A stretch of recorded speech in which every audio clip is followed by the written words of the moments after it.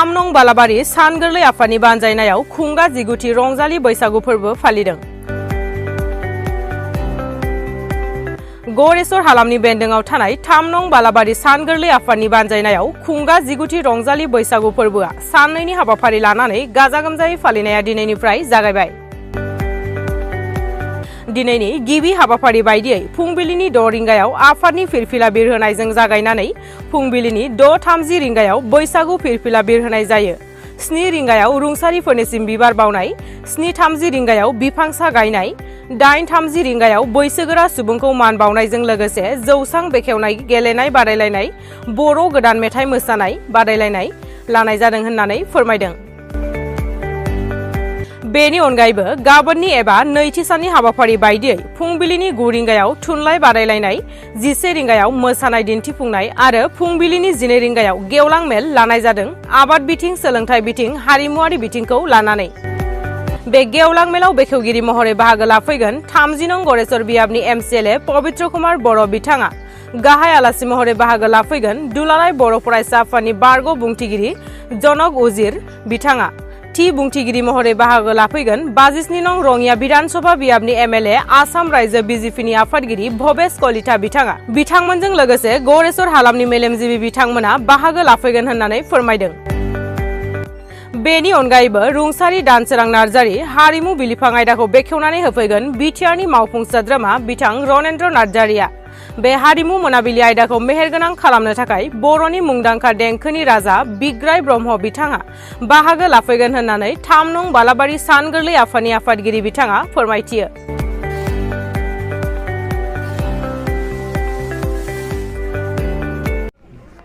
खुलुमबाय गासैबोनिसिम।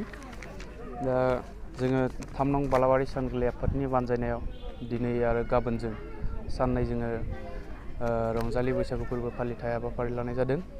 बेवहाय जोङो दिनै गिबि सान आरो गाबोन नैथि सान, गाबोन जोबथा सान। जों गिबि सान महरै जोङो बायदिसिना हाबाफारि लानाय जादोंमोन। गिबियाव जोङो आफादनि फिरफिला बिरहोनाय हाबाफारि बेखौ जोङो मावफुंलांबाय आरो बैसागु फिरफिला आर'नाइ बिरहोनाय हाबाफारि बेखौ मावफुंलांबाय। बेनि उनाव जोङो रुंसारिफोरनिसिम जोङो बिबार बावनाय हाबाफारि बेखौ मावफुंलांबाय। दा जोङो जा दिनै फैयै फैयै जोङो 19थि रंजालि बैसागु फोरबो जोंनि फालिथाया सफैबाय। बे दिनैनि जों बैसागु फोरबो फालिथायनि जा मेन उद्देश्य, मेन थांखियानो जाबाय जोङो जोंनि गामि एरियानि, जोंनि गामिनि जा फरायसा फरायसुलि उन्दै उन्दै फंबाय बिनानावमोन बिथांमोनखौ जोङो सोलोंथाइनि फारसे जोङो सांग्रांथि लाबोनाय, जोंनि गेजेराव जोङो सोलोंथाइखौ जोङो जौगाहोनाय आरो जोंनि गामि ओनसोलाव जोङो जा खौसेथि, बे खौसेथिखौ जोङो नोजोर होनानै आरो बेजों लोगोसे जोङो गाबोन आबाद, जा जोंनि गामि एरियायाव जोङो आबाद मावनानै जों थांनानै थायो, जोंनि जा जिउनि थांना थानायनि लामाया जाबाय जोंनि आबाद। ओंखायनो जोङो गामि एरियानि, जोंनि गामिनि, जोंनि एरियानि जा आबादारि बिथांमोनखौ जोङो सांग्रांथि लाबोनो थाखाय जोङो बे मेलखौ जोङो बा नैबे जोंनि फालिथायखौ जोङो आखायाव लानाय जादों। दा जोङो गाबोन नैथि सान, जोबथा सान, बे जोबथा सानाव जोङो गाहाय आलासि महरै जोङो गेवलां मेलाव जोंनि सार जनक उजिर बारग' बुंथिगिरि एबसु बिथाङा गाबोन जोंनि गेजेराव मोनफैगोन आरो जोङो मोनाबिलि आयदायाव जोङो गोसो बोगथाबहोनाय जोंनि बर'नि देंखोनि राजा बिग्राय ब्रह्म बिथांखौ जोङो हांख्रायनाय जादों। मिजिंथियो जोंनि गासैबो रायजो राजा बिथांमोना जोंखौ जोंनि जा हाबाफारि बा जोंनि फालिथाय, बे फालिथायखौ जोङो जाफुंसारनायाव जोंखौ मदद खालामगोन होननानै जों मिजिंथियो। गिबियावनो बयनिसिमबो गोजोन सिबिनाय आरो हामलायनाय बावहरबाय।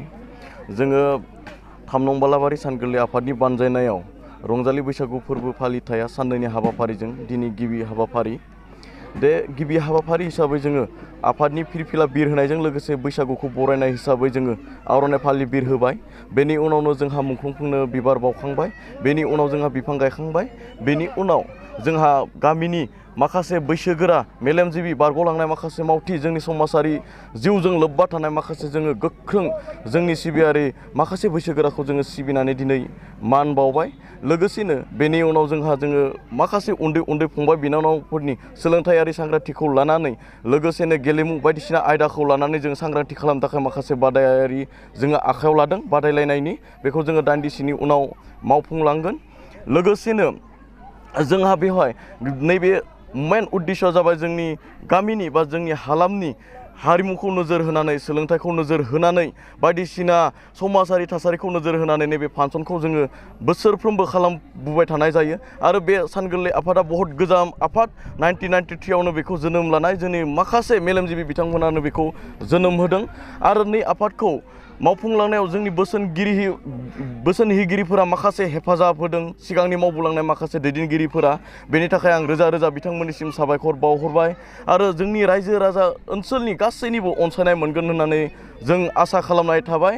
गाबोन नैथि हाबाफारियाव जोंहा गोबां मेहेरगोनां हाबाफारि आखायाव लादों आरो गाहाय आलासि हिसाबै जोंहा नुजाथिफैगोन मिरु एबसुनि बारग' बिबुंथिगिरि बिथां जनक उजेर सार बिथाङा नुजाफैगोन। लोगोसेनो हारिमु बिलिफां आयदायाव नुजाथिफैगोन जोंनिनो बयनिबो देंखोनि राजा बयजोंबो मिथिजानाय बर' हारिनि गेदेमा बिथां बिग्राय ब्रह्म बिथां सारा नुजाथिफैगोन। ओंखायनो जाहाथे ओनसोलनि गासै रायजो राजाफोरा जाहाथे बाहागो लाफैयो बेफोर प्रग्रामाव बेखौनो जों आसा खालामनाय थाबाय। लोगोसे बे समाव बयनिबो अनसायनाय मोनगोन होननानै बेखिनिखौनो आं फोजोबनाय जाबाय। गोजोन्थों।